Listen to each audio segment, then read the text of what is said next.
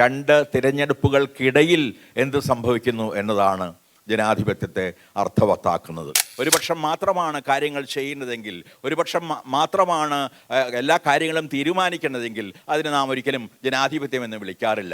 ഭരണഘടന നിലനിർത്തണം, അതിൻ്റെ അടിസ്ഥാന തത്വങ്ങൾ മാനിക്കപ്പെടണം എന്ന് വിളിക്കുന്ന ഒരാളെ നിങ്ങൾ ദേശദ്രോഹി എന്ന് വിളിക്കുമെങ്കിൽ അവിടെ മരിക്കുന്നത് സത്യവും ഭാഷയും ഒന്നിച്ചാണ് എന്ന് ഞാൻ പറയും.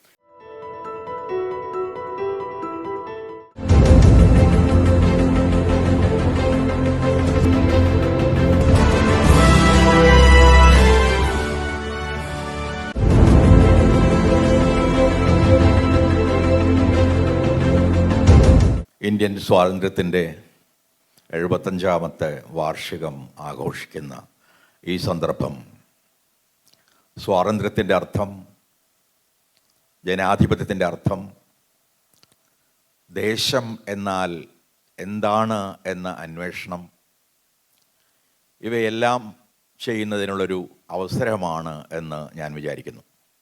ഇന്ത്യ എന്ന ആശയം അടിസ്ഥാനപരമായി തന്നെ ബഹുസ്വരതയെക്കുറിച്ചുള്ളൊരു സങ്കല്പം ഉൾക്കൊള്ളുന്നുണ്ട്. അനേകം മതങ്ങൾ, അനേകം വംശങ്ങൾ, അനേകം പ്രാദേശിക സംസ്കാരങ്ങൾ, അനേകം ഭാഷകൾ, അനേകം ജീവിത സമീപനങ്ങൾ, ഇവയുടെ ഒക്കെ ഒരു സമന്വിത സംസ്കാരമാണ് ഇന്ത്യയുടെ സംസ്കാരം എന്ന് പറയാം.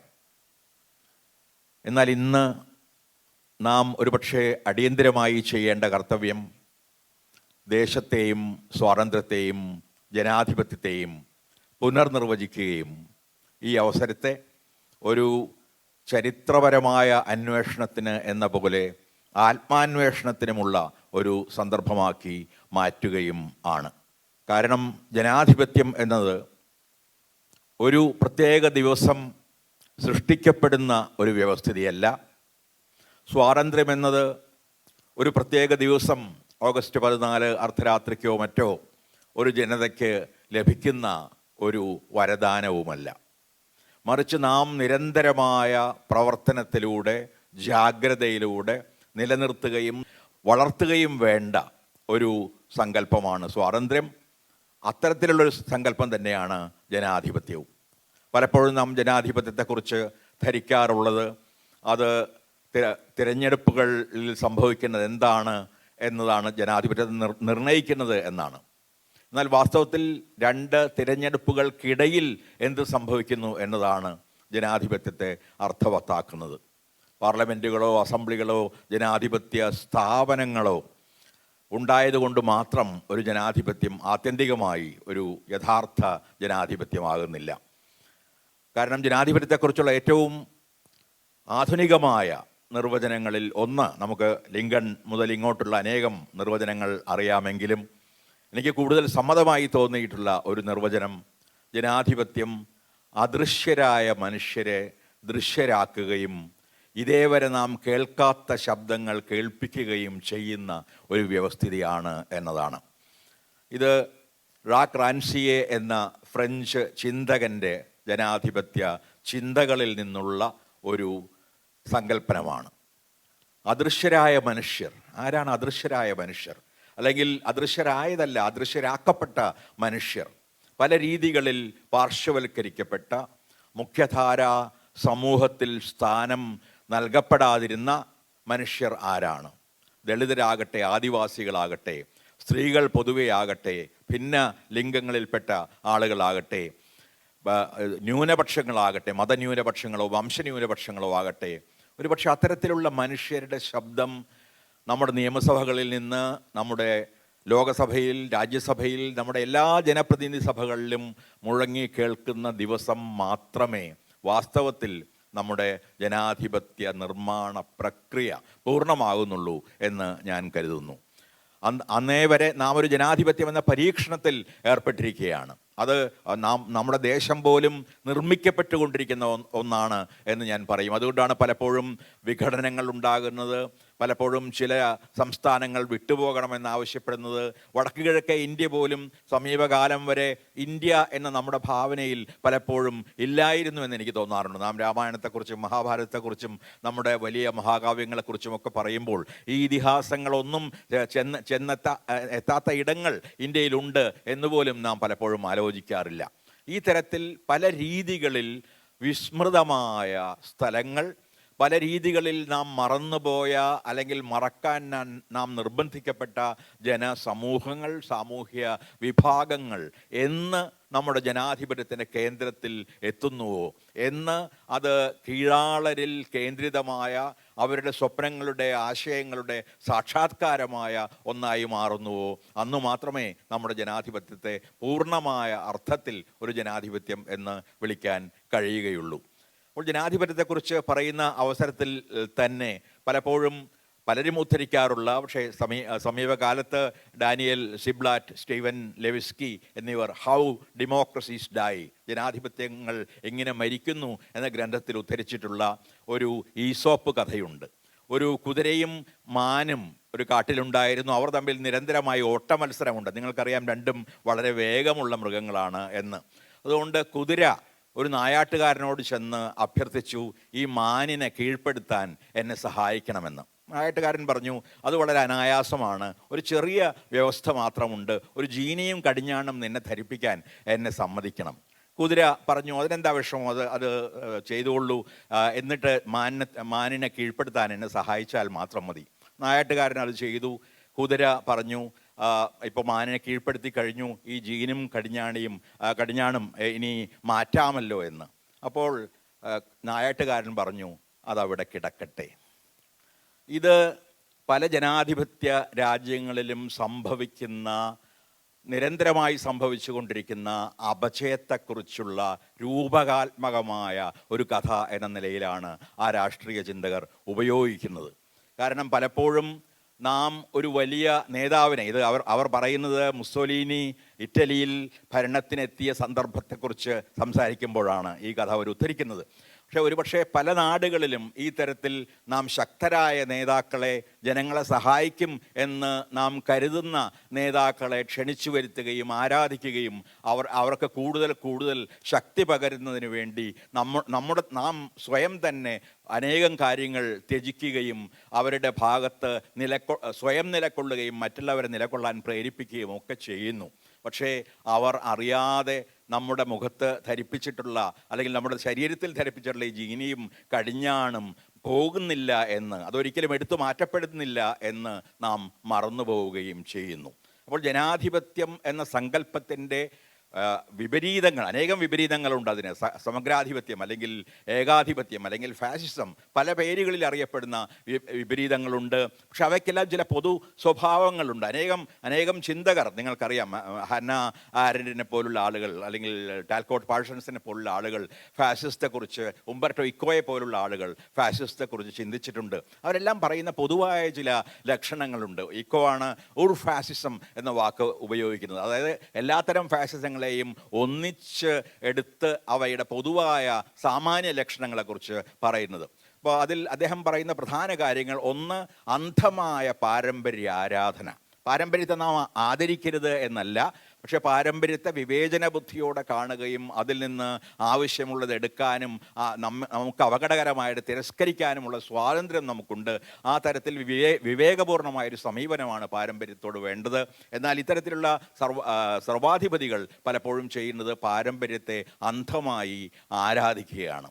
മറ്റൊന്ന്, നാനാത്വത്തിൻ്റെ നിരാസമാണ്. പ്രത്യേകിച്ചും ഇന്ത്യയെപ്പോലുള്ള ഒരു രാജ്യം, ഞാൻ നേരത്തെ സൂചിപ്പിച്ചതുപോലെ ബഹുസ്വരമായ ഒരു രാജ്യമാണ്, നാനാത്വത്തിൻ്റെ രാജ്യമാണ്, മതപരവും വംശപരവും വീക്ഷണപരവുമായ നാനാത്വത്തിൻ്റെ രാജ്യമാണ്. പക്ഷേ ആ നാനാത്വത്തെ അംഗീകരിക്കാതെ ഏകശിലാരൂപമായ ഒരു ദേശമായി അത്തരത്തിലുള്ള നമ്മുടേതുപോലുള്ള ദേശങ്ങളെ മാറ്റിയെടുക്കാനുള്ള ഒരു ശ്രമം, ഒരു മതത്തിൻ്റെ മാത്രം രാഷ്ട്രമായി, അല്ലെങ്കിൽ ഒരു വംശത്തിൻ്റെ മാത്രം രാഷ്ട്രമായി, ഒരു ഭാഷയ്ക്ക് മാത്രം സ്ഥാനമുള്ള രാഷ്ട്രമായി നമ്മുടെ രാഷ്ട്രത്തെ മാറ്റിയെടുക്കാനുള്ള ശ്രമം, അതും ഈ സർവാധിപത്യത്തിൻ്റെയോ അല്ലെങ്കിൽ ഫാസിസത്തിൻ്റെയോ ഒക്കെ ലക്ഷണങ്ങളിൽ പ്രധാനപ്പെട്ട ഒന്നാണ് എന്ന് ഞാൻ പറയേണ്ടതില്ല. അതുപോലെ തന്നെയാണ് ശാസ്ത്രീയമായ മനോഭാവത്തിൻ്റെ തിരസ്കാരം. ഒപ്പം തന്നെയുള്ളതാണ് ബുദ്ധിജീവികളെയും കലാകാരന്മാരെയും എഴുത്തുകാരെയും കുറിച്ചുള്ള നിരന്തരമായ സംശയം. കാരണം ആ കൂട്ടർ അപകടകാരികളാണ് എന്ന് വിശ്വസിക്കുന്നവരായിരുന്നിട്ടുണ്ട് എല്ലാ കാലത്തും ഏകാധിപതികളും സമഗ്രാധിപതികളും. കാരണം ഏത് സമയത്തും അധികാരത്തോട് സത്യം പറയാനുള്ള നിർഭയത്വമുള്ള ആളുകളാണ് യഥാർത്ഥ എഴുത്തുകാർ, യഥാർത്ഥ ചിന്തകർ എന്നതുകൊണ്ട് ചിന്തയെ ഭയപ്പെടുക, എഴുത്തിനെ ഭയപ്പെടുക, ഏതെങ്കിലും രീതിയിൽ ചിന്തയെയും എഴുത്തിനെയും നിശബ്ദമാക്കാൻ ശ്രമിക്കുക, അത് എല്ലാ കാലത്തും ഏകാധിപതികൾ ചെയ്ത് പോന്നിട്ടുള്ള ഒരു കാര്യമാണ്. ഒപ്പം തന്നെ ഉള്ളതാണ് പ്രതിപക്ഷത്തെ അംഗീകരിക്കാതിരിക്കുക. കാരണം ഒരു ജനാധിപത്യത്തിൻ്റെ ആത്മാവ് അല്ലെങ്കിൽ ജനാധിപത്യത്തെ നിർവചിക്കുന്നത് പ്രതിപക്ഷമാണ് എല്ലാ കാലത്തും. ആ പ്രതിപക്ഷത്തിൻ്റെ അസാന്നിധ്യത്തിൽ ഒരു പക്ഷം മാത്രമാണ് സംസാരിക്കുന്നതെങ്കിൽ, ഒരു പക്ഷം മാത്രമാണ് കാര്യങ്ങൾ ചെയ്യുന്നതെങ്കിൽ, ഒരു പക്ഷം മാത്രമാണ് എല്ലാ കാര്യങ്ങളും തീരുമാനിക്കുന്നതെങ്കിൽ അതിന് നാം ഒരിക്കലും ജനാധിപത്യം എന്ന് വിളിക്കാറില്ല. ഒരു പ്രതിപക്ഷത്തിൻ്റെ സാന്നിധ്യം, റോസ ലക്സംബർഗും മറ്റും ലെനിനുമായിട്ടുള്ള വിവാദത്തിൽ ആവർത്തിച്ച് പറയുന്ന ഒരു കാര്യം അതാണ്.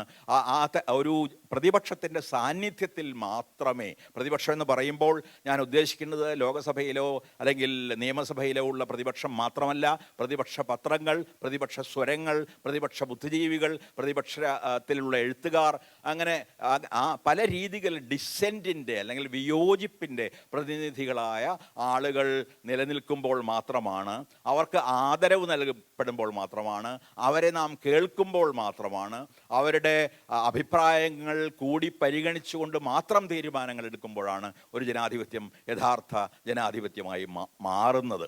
അപ്പോൾ ഈ പ്രധാനമായും ഏകാധിപത്യത്തിൻ്റെ, സർവാധിപത്യത്തിൻ്റെ, ഫാഷിസത്തിൻ്റെ ഒക്കെ ലക്ഷണങ്ങളായി പറയപ്പെട്ടിട്ടുള്ളത് ഞാൻ ഈ പറഞ്ഞ കാര്യങ്ങളാണ്. അപ്പോൾ ഇന്ന് എന്താണ് ഇന്ത്യൻ ജനാധിപത്യത്തിൽ സംഭവിക്കുന്നത് എന്ന് അറിയാൻ ഒരുപക്ഷെ ആ തരത്തിലുള്ള ഈ ലക്ഷണങ്ങൾ വെച്ചുകൊണ്ടുള്ള ഒരു അന്വേഷണം നമ്മെ സഹായിക്കും എന്ന് എനിക്ക് തോന്നുന്നു.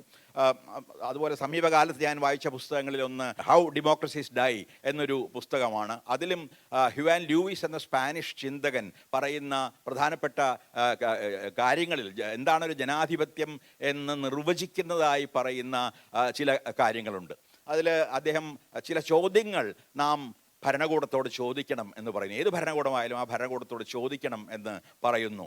ഒന്ന്, നേരത്തെ സൂചിപ്പിച്ചതുപോലെ പ്രതിപക്ഷത്തിൻ്റെ സാധുതയെ അത് അംഗീകരിക്കുന്നുണ്ടോ? രണ്ട്, ഹിംസയെ അത് പ്രോത്സാഹിപ്പിക്കുകയോ അനുവദിക്കുകയോ ചെയ്യുന്നുണ്ടോ? മൂന്ന്, അതിൻ്റെ വികസന പദ്ധതികൾ ജനങ്ങൾക്ക് വേണ്ടിയുള്ളതാണോ അതോ ഒരു ചെറിയ വിഭാഗത്തിന് വേണ്ടി മാത്രം ഉള്ളതാണോ? അത് സമത്വത്തിൽ അധിഷ്ഠിതമാണോ മതേതരത്വത്തിൽ അധിഷ്ഠിതമാണോ? ഏതെങ്കിലും വിഭാഗത്തിന് പ്രത്യേക പ്രാധാന്യം അതോ ഏതെങ്കിലും വിഭാഗത്തിന് പ്രത്യേക പ്രാധാന്യം നൽകുന്ന രീതിയിലുള്ളതാണോ? അത് വിമതസ്വരങ്ങളെ നിരന്തരമായി അടിച്ചമർത്താൻ ശ്രമിക്കുന്നുണ്ടോ? ഈ ചോദ്യങ്ങൾക്ക് ലഭിക്കുന്ന ഉത്തരങ്ങളാണ് ഒരു ജനാധിപത്യത്തെ യഥാർത്ഥത്തിൽ ജനാധിപത്യമായി നിർവചിക്കാൻ നമ്മെ സഹായിക്കുന്ന ഏറ്റവും പ്രധാനപ്പെട്ട കാര്യങ്ങൾ എന്ന് ഞാൻ കരുതുന്നു.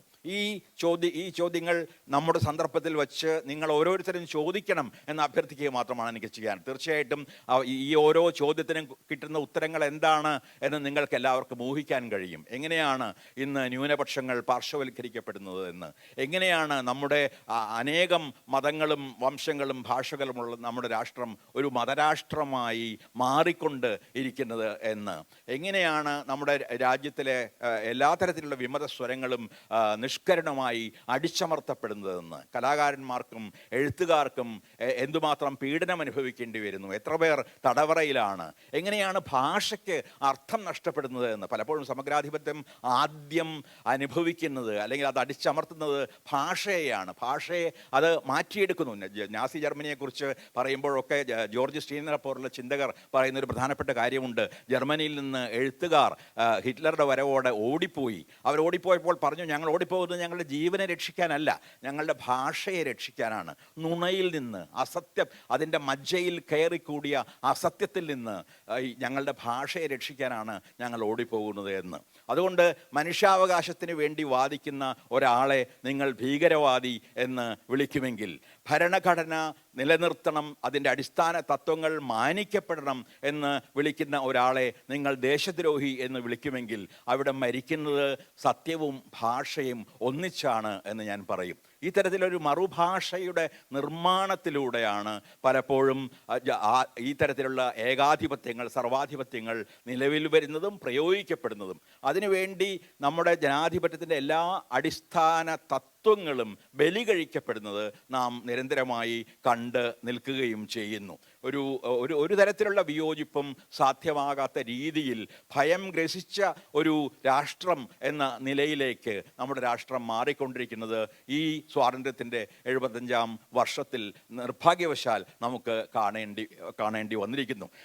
നാസി ജർമ്മനി സന്ദർശിച്ച ഒരു ടൂറിസ്റ്റിനോട് തിരിച്ചു ചെന്നപ്പോൾ നാട്ടുകാർ ചോദിച്ചു, ആരാണ് ജർമ്മനി ഭരിക്കുന്നത് ഇപ്പോൾ? അയാൾ പറഞ്ഞു, ഭയം. സത്യം പറയാനുള്ള ഭയം, ഭരണകൂടത്തെ വിമർശിക്കാനുള്ള ഭയം, ഒരു വ്യത്യസ്തമായ വീക്ഷണമുള്ള ഒരു കവിത എഴുതാനോ കഥ എഴുതാനോ അല്ലെങ്കിൽ ഒരു പ്രബന്ധം രചിക്കാനോ അത്തരത്തിലുള്ളൊരു പ്രഭാഷണം നടത്താനോ പോലുമുള്ള ഭയം, ഈ ഭയം നമ്മെ ഗ്രസിച്ചിരിക്കുന്നു എന്ന് ഞാൻ ഭയപ്പെടുന്നു.